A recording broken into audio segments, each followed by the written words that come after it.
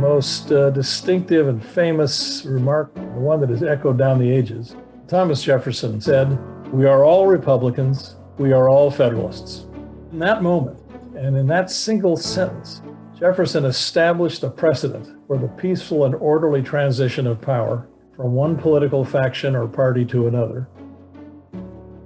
Hello, my name is David Kennedy. I'm an historian of the American experience. I've studied and taught about American history and written about it for nearly half a century.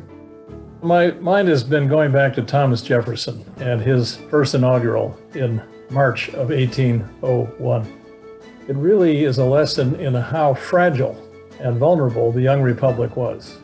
Thomas Jefferson inherited the mantle of power from his adversary, John Adams, in 1801.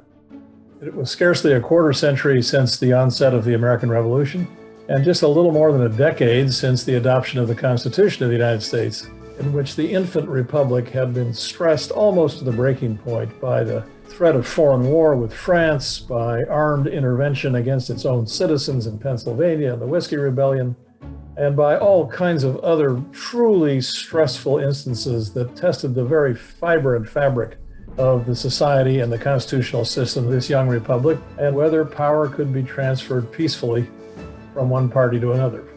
The shores of history were littered with the wreckage of young countries that had really fallen apart before they ever grew to maturity.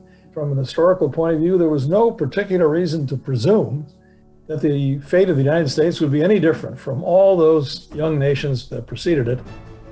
Jefferson was staying at a boarding house on Capitol Hill. He walked to the Capitol for his formal inauguration, the first presidential inauguration, by the way, to be conducted in Washington, D.C. Thomas Jefferson said, "We are all Republicans, we are all Federalists." In another idiom, he was saying, "We are neither Republicans nor Federalists, we are all Americans. We are all one people, and we need to strive for our collective destiny together." What he went on to say in the immediate next breath, he said, "This transition of power has been effected indeed," he said, "not by the sword, but by the rational and peaceable instrument of reform, which is the suffrage of the people." That it was the people's good sense and the people's collective wisdom and understanding of the necessity of a peaceful transition of power that was the single most important thing that Jefferson underlined in that inaugural address, the first to be delivered in the nation's capital, and that is our legacy today.